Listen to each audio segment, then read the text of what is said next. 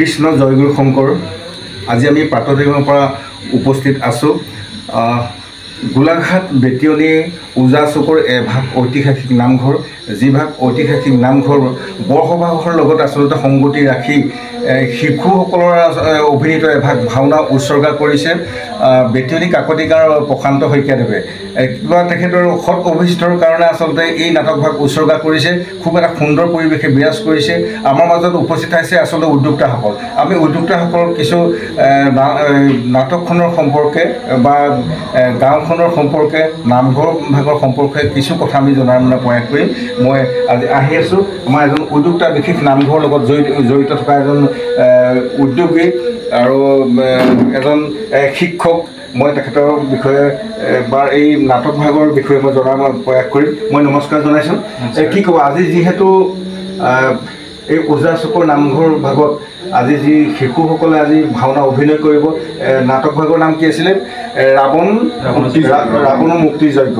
ৰাৱণৰ মুক্তিযজ্ঞ যে নাটক ভাগ আচলতে আজি ইয়াত অভিনয় কৰা হ'ব। কি ক'ব এই ক্ষেত্ৰত বা নামঘৰ ভাগৰ সম্পৰ্কে বা নাটক কেনেধৰণে প্ৰস্তুতি কৰা হৈছে অকণমান আপোনাক জনাবৰ কাৰণে, অসমবাসী ৰাইজক জনাবৰ কাৰণে অনুৰোধ জনাইছোঁ। হয়, প্ৰথমতে প্ৰাপ্ত টাইম চেনেলৰ সকলোকে আমি শ্ৰদ্ধা জনাইছোঁ। আৰু আজি আমাৰ দিনত বৰসবাহ আছিলে, বাৰ্ষিক বৰসবাহ, আৰু ৰাতিটো আমাৰ দূষিত হ'ব এই নাটভাগ। আপুনি প্ৰথমতে আমাৰ নামঘৰৰ কথা সুধিছিলে। হয়, আমাৰ দীৰ্ঘকাল ওজাচুক নামঘৰৰ এটা বিশেষ ঐতিহাসিক দিশ আছে, আৰু প্ৰায় 50 বছৰৰ ওপৰত মানে পাৰ হৈ সময় হৈছে এই নামঘৰ ভাগৰ। আৰু এই নামঘৰ ভাগৰ আমাৰ যি প্ৰতিষ্ঠা, আমাৰ ককা তথা প্ৰবীণ শিল্পী আমাৰ নোমল শইকীয়া, মই নাতি হওঁ, আৰু ককাও বিভিন্ন অৱদান আছে আমাৰ এই গাঁওখনত নামঘৰৰ ক্ষেত্ৰত। তাৰপিছত আপোনাৰ আৰু কি সুধিছিলে আপুনি? পঢ়াৰ লগত সংগতি ৰাখি যিভাগে নাটক আচলতে আমি মঞ্চস্থ কৰা হ'ব, কেনেধৰণে আচলতে? হয়, আমাৰ নাটভাগ আমাৰ এজন ব্যক্তি আমাৰ নিকটৱৰ্তী গাঁৱৰ শ্ৰী প্ৰশান্ত শইকীয়াদেৱে আমাক দান উৎসৰ্গা কৰিছে নাটভাগ আমাৰ মন্দিৰৰ কাৰণে। গতিকে আমি তেওঁক আমাৰ ফালৰ পৰা শ্ৰদ্ধা জনাইছোঁ আৰু সন্মানো জনাইছোঁ। গতিকে নামঘৰৰ ওচৰত তেওঁ আগবঢ়াইছে আমাৰ এটা ঐতিহাসিক দিশ বিচাৰি পেলাই তেওঁ, গতিকে আমি তেওঁক এই সুযোগতে ধন্যবাদ জনাইছোঁ। আমি ধন্যবাদ জ্ঞাপন কৰিছোঁ আচলতে যুৱকজনে কৈছে কিছু কথা। আমি আপোনালোকে আচলতে ইতিহাসে ভৰপূৰ, কৃষ্টি সংস্কৃতিয়ে ভৰপূৰ এখন গাঁও ওজা চুক বুলি কয়। আৰু এই গাঁওখনতেই আচলতে মানে বিভিন্ন ঠাই ঠাই বুলি ক'ব পাৰি। নোমল শইকীয়া, ৰাজেন্দ্ৰ শইকীয়া, এখেতসকল লোক সংস্কৃতিৰ লগত মানে জড়িত এখন গাঁও, আৰু তাতে নামঘৰ ভাগ। আৰু এই নামঘৰ ভাগত শিশুসকলৰ দ্বাৰা এখন ভাওনা আচলতে উৎসৰ্গা কৰিছে। কিবা এটা সৎ অভিষ্টৰ কাৰণে আচলতে তেখেতে ভাওনা উৎসৰ্গা কৰাইছে। কিয়, কেনেধৰণে আপুনি ভাবিলে এই ভাগ নামঘৰত আপুনি শিশুসকলৰ দ্বাৰা আপুনি? মই ভাবিলোঁ যে সত্যটো কি বস্তু, ভগৱানৰ ওচৰত যেতিয়া প্ৰাৰ্থনা কৰা হয় তেতিয়া সত্যটো এদিন লুকাই নাথাকে, ওলাই পৰে। সেইটোৱে তেখেতৰ মহাপুৰুষানকক ৰাৱণৰ মুক্তিযজ্ঞ যোগীগীতা নামঘৰ শিশুসকলে যায় ইয়াত প্ৰদৰ্শন কৰিব, সেই ক্ষেত্ৰত মই তেওঁলোকক আহ্বান জনাই মাতি আনিলোঁ। আনিলে ইয়াত তেখেতসকলে যথেষ্ট উপভোগ পাই দেখুৱাব, ৰাইজেও আমোদ পাব, আৰু সেই মোৰ মনৰ মানুহখিনি আমি ধন্যবাদ জ্ঞাপন কৰিছোঁ। আচলতে আমাৰ প্ৰশান্ত দাৰ কিছু আৱেগিক হৈ উঠিছে, যিহেতু তেওঁ আধ্যাত্মিকৰ প্ৰতি তেওঁ বিশেষ মানে হেৰি আছে, আধ্যাত্মিক দিশৰ প্ৰতি তেওঁ মানে মনোনিৱেশ কৰা এজন ব্যক্তি। গতিকে তেওঁ বিশেষ কথা ক'ব পৰা নাই।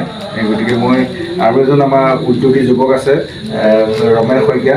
আমি জানিব বিচাৰিছোঁ যে ধৰক যিভাগ মানে ভাওনা ইয়াতো উৎসৰ্গা কৰা হৈছে, ভাওনাখনৰ বিষয়ে বা কোন অঞ্চলৰ পৰা সেই শিশুসকলে আচলতে ইয়াত অভিনয় কৰিব, কেনেধৰণে অভিনয় কৰিব অকণমান ক'বৰ কাৰণে অনুৰোধ। হয়, মই পাৰ্ট টাইম সংবাদলৈ অভিনন্দন জনাইছোঁ।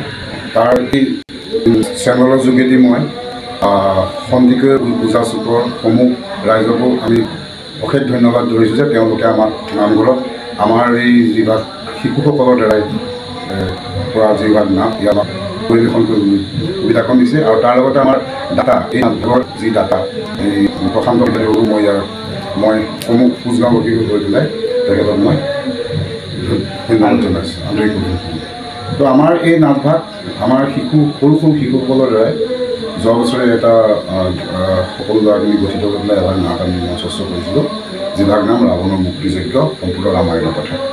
শিশুসকলক লৈ আমি ইয়াৰ আগতো পুলিবৰ আমাৰ এবাৰ মঞ্চস্থ কৰা হৈছিলে, তাৰপৰি ইয়াত আমি এবাৰ সৰু শিশুসকলৰ দ্বাৰাই ৰামায়ণৰ কথাক লৈ আৰু এখন মানে ৰাৱণৰ মুক্তিযজ্ঞ, যি আপোনাৰ বালিক বধ কৰি যি মানে সীতাকৰণ কৰাৰ যি আপোনাৰ হৈছিলে সুপৰ্ণখাৰ নাক কাটি যি নাটকৰ সেইখিনি নাটকৰ এটা বিষয়বস্তু হৈ আমি ৰাৱণৰ মুক্তিযজ্ঞ নাটকখন আমি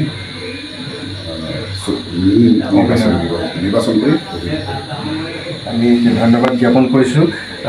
আচলতে শিশুসকলক উৎসাহ জনাবৰ কাৰণে শিশুসকলে আমি ধন্যবাদ জ্ঞাপন কৰিছোঁ।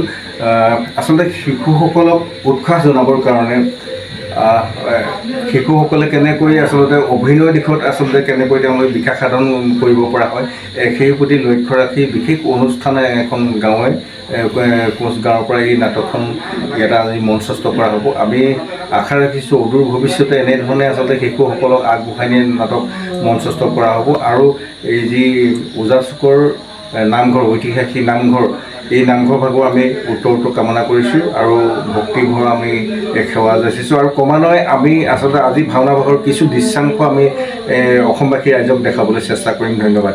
অসমৰ সংবাদ জগতখনৰ বাবে এক সুখৰ খবৰ। আপোচবিহীন ৰাইজৰ কণ্ঠ সাপ্তাহিক কবচ পুনৰ এবাৰ অসমৰ ৰাইজৰ মাজলৈ। স্বত্বাধিকাৰী প্ৰণীতা কলিতাৰ দ্বাৰা প্ৰকাশিত আৰু আপোচবিহীন একাংশ নপুৰণি অভিজ্ঞতাপুষ্ট সাংবাদিকৰ দ্বাৰা প্ৰচাৰিত তথা eco printing press, Guwahati Katabari গড়চুকত মুদ্ৰিত সাপ্তাহিক কবচ এতিয়া অসমৰ বিভিন্ন প্ৰান্তত উপলব্ধ। আমাৰ ঠিকনা মুখ্য কাৰ্যালয় অসম ফৰেষ্ট স্কুল, হৰি মন্দিৰ পথ, গুৱাহাটী আৰু উপ কাৰ্যালয় Kalita market, Bijoynagar, Kamrup, Assam. Mobile number হৈছে 9435114666 70024728113। আমাৰ ইমেইল আইডি হৈছে kobos2025@gmail.com।